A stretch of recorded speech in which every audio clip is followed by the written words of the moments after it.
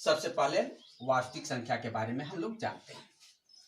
जैसा कि हम लोग कक्षा 9th में वास्तविक संख्या के बारे में कुछ पढ़ चुके हैं। वास्तविक संख्याएं चूंकि परिमेय और अपरिमेय संख्याओं का सम्मिलित रूप होता है। परिमेय संख्या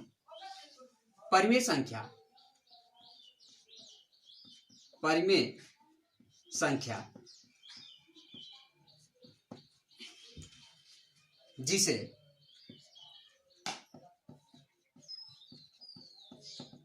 Q से निरूपित करते हैं,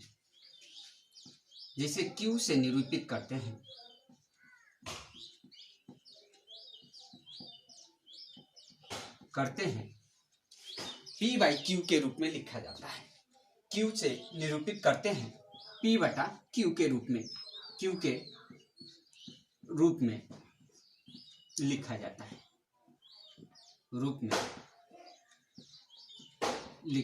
है, जहां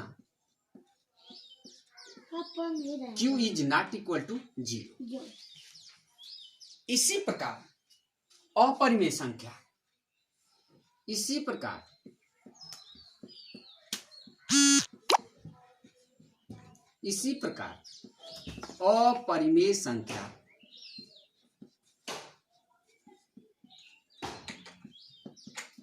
अपरिमेय संख्या जिसे Q डैश से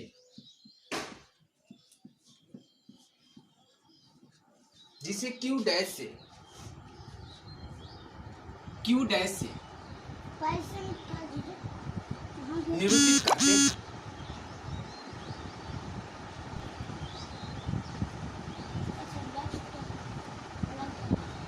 करते हैं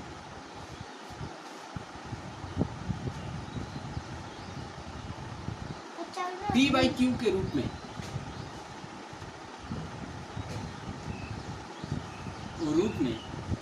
नहीं लिखा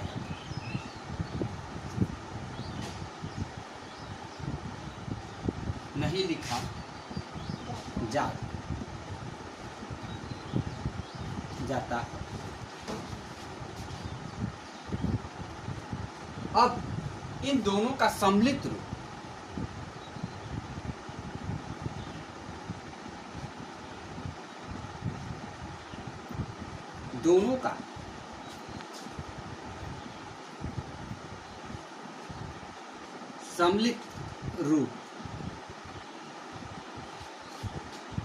मिलाकर लिखने पर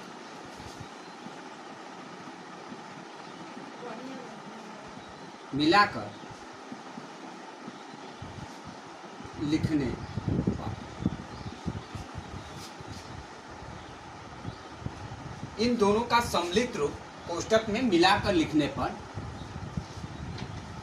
जो प्राप्त होता है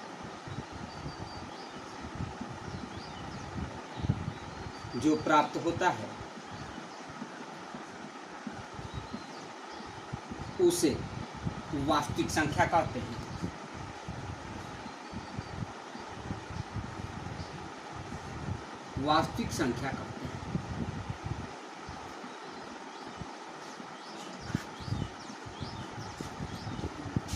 इसे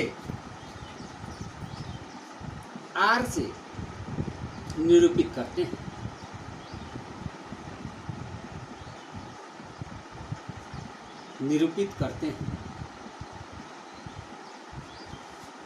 इसे R से निरूपित करते हैं गणितीय रूप में।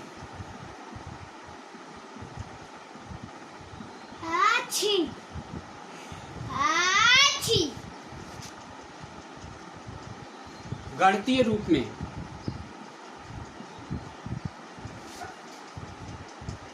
रूप में इसे R बराबर Q यूनियन Q डैश द्वारा लिखा जाता है।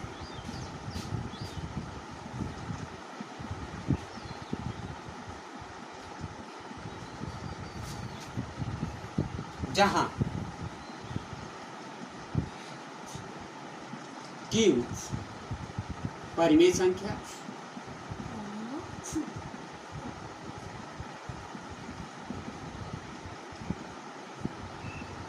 Q डैश अपरिमेय संख्या।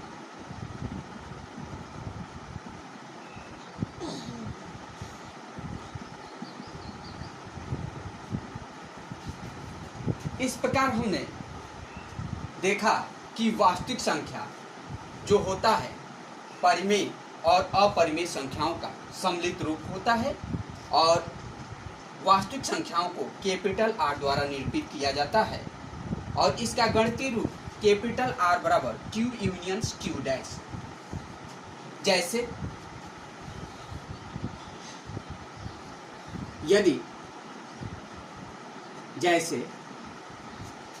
किसी वास्तविक संख्या को अगर लेना है, जैसे वास्तविक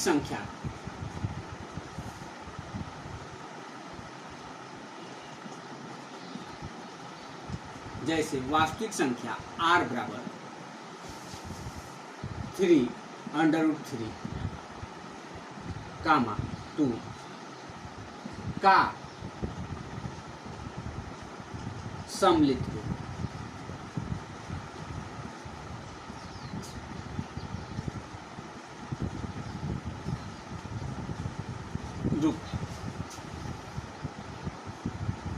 आइए, ये तो आपका वास्तविक संख्या पे परिचय रहा। हमारे कोर्स में जो कक्षा 10 की कक्षाओं में हमको वास्तविक संख्या के बारे में जानना है, उस पर हम चर्चा करते हैं। वास्तविक संख्याओं के दो मुख्य सिद्धांत हैं। कक्षा 10 में इनके सिद्धांतों के बारे में हमको जानना है। सिद्धांत, वास्तविक संख्या का सिद्धांत।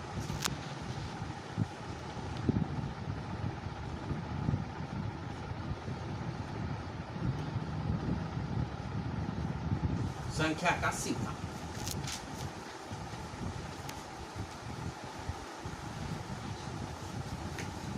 वास्तविक संख्या का सिद्धांत, यह इसी की चर्चा आपके सिलेबस में है कि वास्तविक संख्या का सिद्धांत क्या है।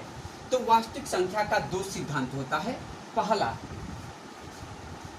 यूक्लिड विभाजन प्रमेय का। पहला क्या है? यूक्लिड्स विभाजन प्रमेय का।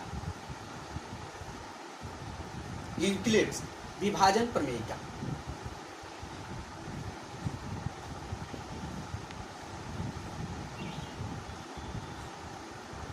विभाजन प्रमेय का।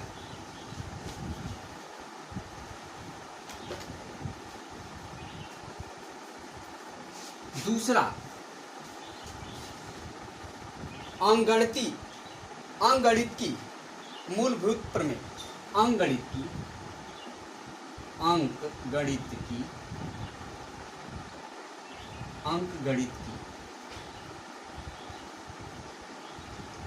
मूलभूत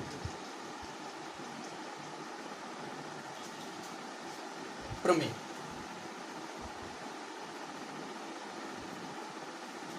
थोड़ा सा हम लोग चर्चा कर लेते हैं कि यूक्लिड विभाजन और अंकगणित की मूलभूत सिद्धांत है क्या। यूक्लिड विभाजन प्रमेय का, जिसमें कि पूर्णांकों के विभाजन के बारे में हम लोग अध्ययन करेंगे। यूक्लिड विभाजन में जैसे कि नाम से ही जानते हैं कि विभाजन के बारे में हम लोग अध्ययन करेंगे, जबकि अंकगणित की मूलभूत प्रमेय में हम पूर्णांकों के गुणांकों के बारे में जानते हैं। पूर्णांकों के क्या? गुणांकों के बारे में जानते हैं और इसमें विभाजन के बारे में जानते हैं। तो सबसे पहले यूक्लिड विभाजन प्रमेय का जानने से पहले हम लोग जानते हैं विभाजन या विभाज्यता क्या है। तो विभाज्यता, डिविजिबिलिटी के बारे में चर्चा करते हैं कि विभाज्यता क्या है। तो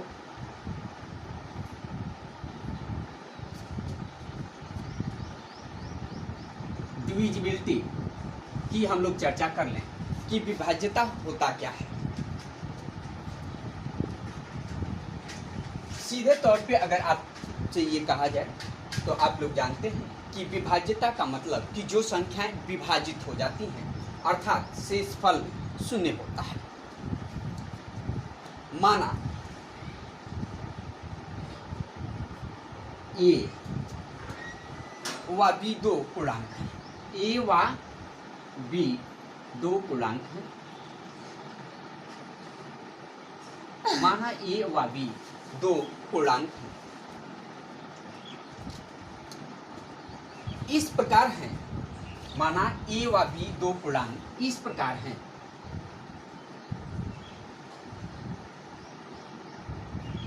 इस प्रकार हैं कि b is not equal to 0, b is not equal to 0,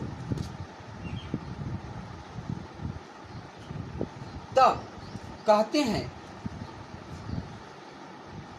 तब कहते हैं कि b a को विभाजित करता है, a को विभाजित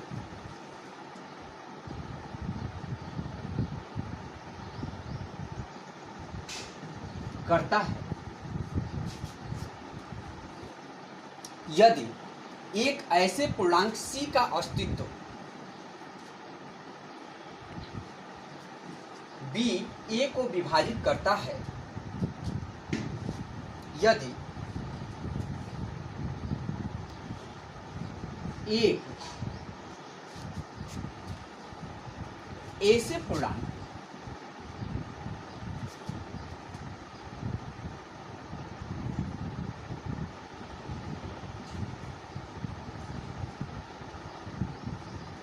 ऐसे पूर्णांक c का अस्तित्व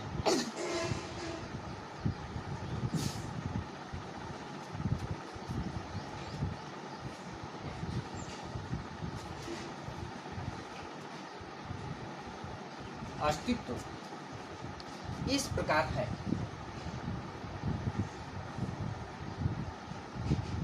इस प्रकार है कि a बराबर 20,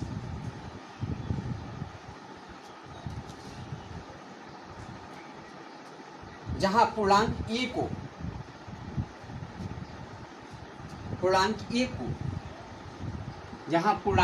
को भाज्य b को भाजक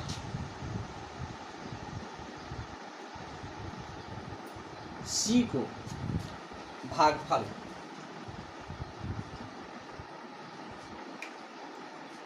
कहते हैं।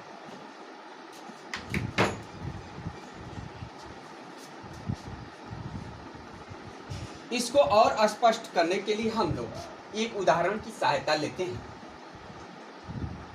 यदि पूर्णांक 4 24 को विभाजित करता है, यदि पूर्णांक 4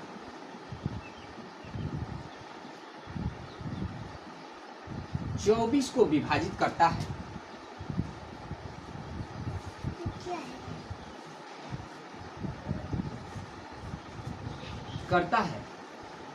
तो C पूर्णांक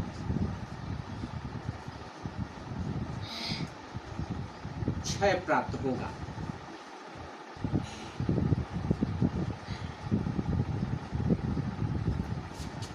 देखते हैं, इसको चेक कर हम देखते हैं कि 24/4 इक्वल टू 6 या 24 इक्वल टू 4 मल्टीप्लाई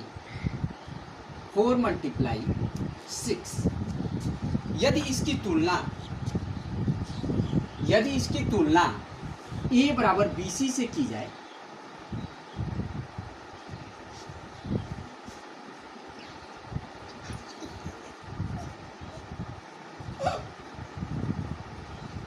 तुलना a बराबर bc से की जाती है, तो a बराबर 24, b बराबर 4, c बराबर 6 प्राप्त होता है।